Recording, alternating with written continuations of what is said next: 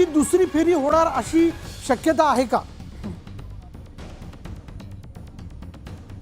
बैठकीची समोरची फेरी होईल, दुसरी फेरी नाही होईल. आता पुढची फेरी होईल. खास करून अमित शहा आणि भारतीय जनता पक्षाचे अध्यक्ष जे पी नड्डा हे यांच्या उपस्थित झालेल्या बैठकीमध्ये जो सार निघालेला आहे त्या सारावरती पंतप्रधान नरेंद्र मोदीसोबत चर्चा होईल. उद्या होऊ शकतं यावरती चर्चा होईल आणि महायुतीचा चेहरा कोण असेल, मुख्यमंत्री पदाचा नेता कोण असेल याची घोषणा उद्याच्या नंतर होण्याची शक्यता आहे. आता लक्ष लागलेलं आहे विधिमंडळ पक्षाकडे. विधिमंडळ पक्षाची बैठक केव्हा बोलली जाते भारतीय जनता पक्षाची, त्याच्या आधारावरती निर्णय घेतले जातील आणि केंद्रीय निरीक्षक देखील नियुक्त केले जातील. ते केंद्रीय निरीक्षकाची नियुक्ती होते का हे देखील पाहणं अतिशय महत्त्वाचं असणार आहे. प्रशांत, आज दिवसभरातल्या घडामोडी देखील या बैठकीच्या अगोदर लक्षात घेणं आवश्यक आहे. आज विनोद तावडेंची 1 तासापेक्षा अधिक वेळ अमित शहांबरोबर बैठक पार पडलेली आहे. त्या बैठकीतले त्यांनी जाणून घेतलेले मुद्दे आणि आता झालेली ही बैठक या आधारावर देखील मुख्यमंत्री पदाचा चेहरा लक्षात घेतला जाईल का?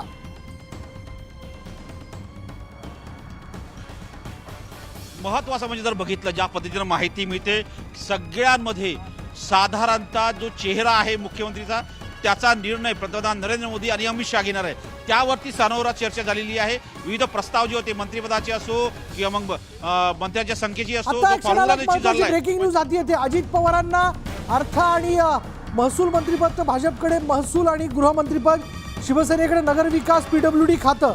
सूत्रांकडून आपल्याला माहिती मिळते. सूत्रांकडून मिळालेल्या माहितीनुसार महायुतीच्या बैठकीतील आतली बातमी आपल्या हाती येते. यामध्ये बघा, अजित पवारांना अर्थ आणि उपमुख्यमंत्रीपद, त्याचबरोबर भाजपकडे महसूल आणि गृहमंत्रीपद राहणार आहे. भाजप गटनेत्याची उद्या निवड केल्या जाऊ शकते तशी शक्यता आहे. त्यामुळे अर्थात भाजप गटनेता हे देवेंद्र फडणवीसच असू शकतात हे देखील आपण म्हणू शकतो.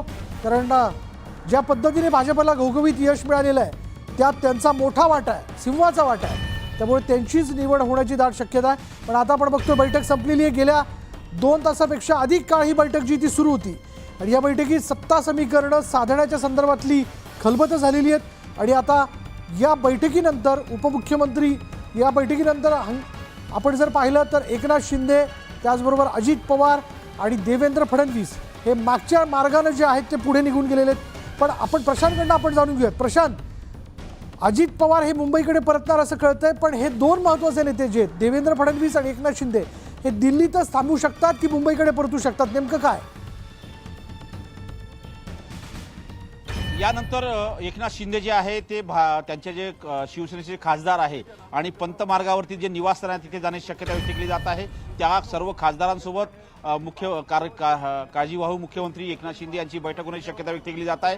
सोबतच जर बघितलं आपण ज्या पद्धतीनं माहिती मिळते साधारणतः देवेंद्र फडणवीस आज रात्री थांबतात का हे पाहणं अतिशय महत्त्वाचं असणार आहे. पण अजित पवार हे आहे उशिरा रात्री हे मुंबईला परततील अशा प्रकारची माहिती पुढे आलेली आहे. आता यानंतर पुन्हा एकदा या नेत्यांची बैठक होते का हे देखील महत्त्वाचं असणार आहे. मुंबईत ही बैठक होते का हे पाहणं असणार आहे. पण आता या घडीला बघितलं तर एकनाथ शिंदे आपल्या सर्व शिवसेनेच्या खासदारांसोबत बैठक घेणार असल्याची माहिती पुढे आलेली आहे. विशाल, म्हणजेच ते आज खासदारांबरोबर बैठक घेतील आणि इथेच दिल्लीतच थांबतील का?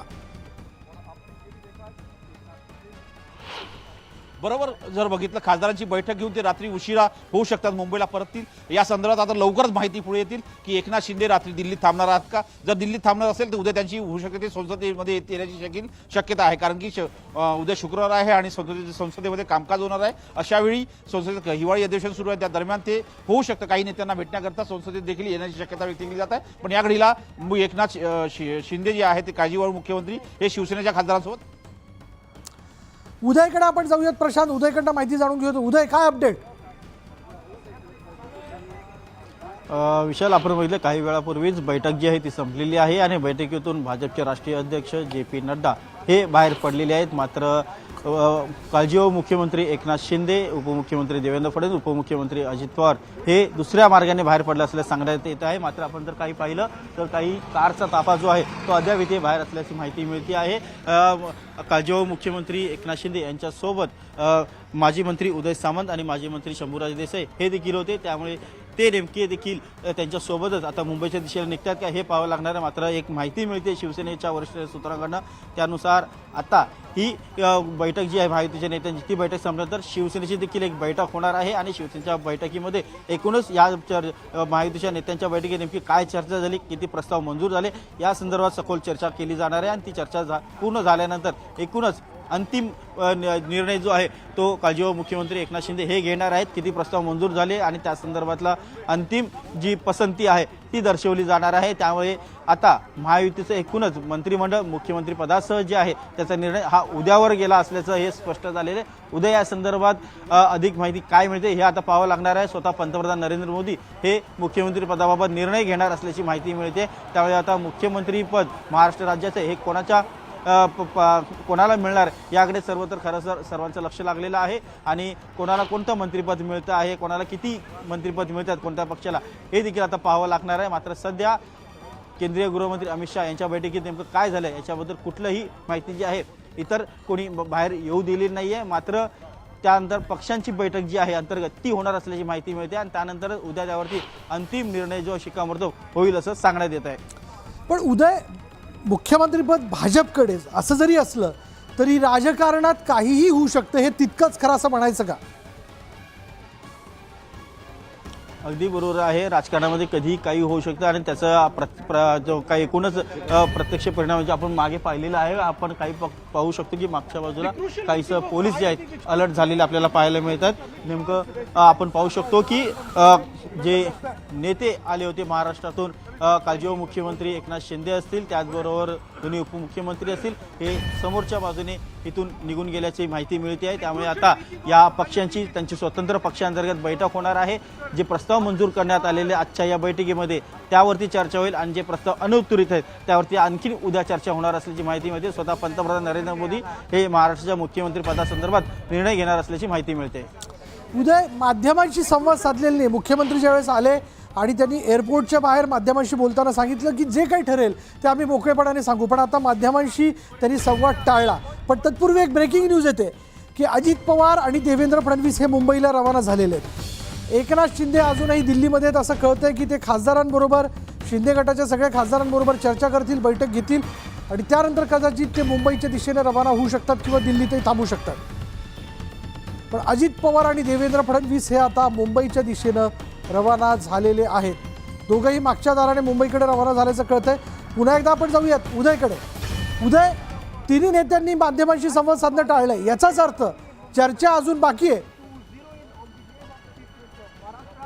अगदी बरोबर आहे, पूर्ण अंतिम चर्चा झालेली नाही आहे, त्यामुळे अंतिम समाधान न झाल्यामुळे आता नेमकं किती आणि कसं समाधान केलं जाणार आहे हे पाहावं लागणार आहे।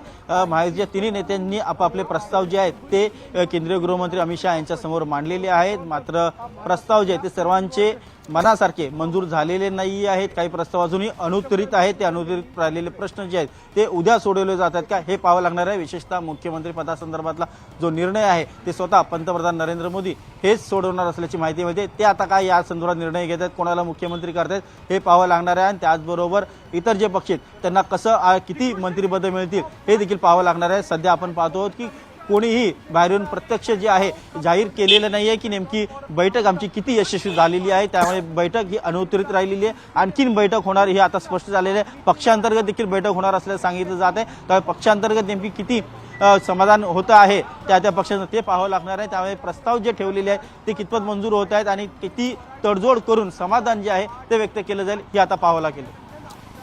त्यामुळे उद्या जर JP नड्डा यांच्या बरोबरीने अमित शहा नरेंद्र मोदींशी संवाद साधतील तर शक्यता आहे उदय की उद्याच्या दिवसात मुख्यमंत्रीपदाचा चेहरा घोषित होईल। उद्याचा दिवस आहे त्यामुळे उद्या महाराष्ट्राचं मुख्यमंत्री पदावरती शिक्कामोर्तब होईल। कोणाचं नाव मुख्यमंत्री पदावरती होणार या संदर्भातला निर्णय स्वतः पंतप्रधान नरेंद्र मोदी हे घेणार आहे। त्यामुळे उद्याच या संदर्भातला निर्णय अधिकृतपणे जाहीर होईल असं सांगण्यात येत आहे। जेव्हा मुख्यमंत्री पदाचा निर्णय जाहीर होईल त्याच वेळेला एकूणच तिन्ही पक्षांमध्ये कशा प्रकारे मंत्रिमंडळाचे मंत्र्यांचं वाटप होणार आहे, खात्यांचं वाटप होणार आहे, याची देखील माहिती जी आहे ती पुढे येणार आहे. त्यामुळे उपमुख्यमंत्री कोण होणार आहेत, अतिरिक्त उपमुख्यमंत्री पद जे आहे ते निर्माण केले जात आहेत का, हे देखील पाहावं लागणार आहे. त्याचबरोबर महत्त्वाची खाते त्यांचं जागा वाटप जे आहे ते कसं केलं जाणार आहे, याकडे देखील सर्वांचं लक्ष लागणार आहे. मात्र सर्वांचा मुख्य प्रश्न असणार आहे तो म्हणजे महाराष्ट्राचे मुख्यमंत्री कोण असणार आहे. या संदर्भात स्वतः पंतप्रधान नरेंद्र मोदी हे काय निर्णय घेतात याकडे सर्वांचं लक्ष लागलं आहे. उदय, एकनाथ शिंदे यांच्याकडनं या चर्चेमध्ये महत्त्वाचे प्रस्ताव किंवा फॉर्म्युलेज आहेत ते समोर ठेवण्यात आलेले आहे. जर मुख्यमंत्रीपद त्याच्यापासून माघार आहे तर 3 ते 5 महत्त्वाची खाती जी आहेत ती त्यांनी मागितल्याचं कळतं आहे. अशावेळी या प्रस्तावावरती आज अंतिम निर्णय झाला असेल की उद्या पुन्हा एकदा चर्चा होऊ शकते? जर आपण पाहिलं की महायुतीमध्ये सर्वात मोठा पक्ष हा भाजपाचा आहे, त्यामुळे भाजपने देखील एक मोठा दावा जो आहे तो केलेला आहे मुख्यमंत्री पदावरती. मात्र मुख्यमंत्री एकनाथ शिंदे यांच्या लोकप्रिय चेहऱ्यांवरती, त्यांच्या लोकप्रिय योजनांमुळे हा संपूर्ण जो महायुतीला विजय जो आहे, मोठा विजय जो आहे तो मिळालेला आहे. त्यामुळे मुख्यमंत्री एकनाथ शिंदे यांनाच पुन्हा एकदा मुख्यमंत्री पदाची माळ जी आहे त्यांच्या गळ्यात टाकावी का, याबद्दल देखील आग्रही मागणी जी ठेवण्यात आलेली आहे. आणखीन एक प्रस्ताव जो आहे तो म्हणजे अडीच वर्षांचं मुख्यमंत्रीपद जे आहे ते वाटून द्यावं का, याबद्दल देखील चर्चा झाली असल्याची माहिती मिळते. मात्र त्याबद्दल अधिकृत माहिती अद्याप बाहेर आली नाही. मात्र तो देखील एक प्रस्ताव जो आहे तो चर्चेत आल्याचं सांगण्यात येत आहे. जर का अडीच वर्ष दिलं तर मग एक संधी जी आहे ती वाढू शकते. मात्र त्याचबरोबर मंत्रिमंडळांचं कसं जागा वाटप करणार हा देखील एक प्रश्न आहे, कारण सर्वाधिक आमदार भाजपचे निवडून आले. त्यामुळे भाजपमध्ये इच्छुक उमेदवार जे आहेत मंत्रिपदासाठी ते सर्वाधिक आहेत. त्यांचं समाधान कसं करणार हे देखील आता पाहावं लागणार आहे. या सगळ्या याच्यात खरं तर अमित शहा ज्यांना खरं तर एक बैठकीतले चाणक्य नेते म्हणून ओळखलं जातं, त्यांच्या वतीने आता सगळ्यांचं समाधान कशा पद्धतीने ते करतात हे बघणं महत्त्वाचं ठरेल. पण जाऊयात प्रशांतकडे.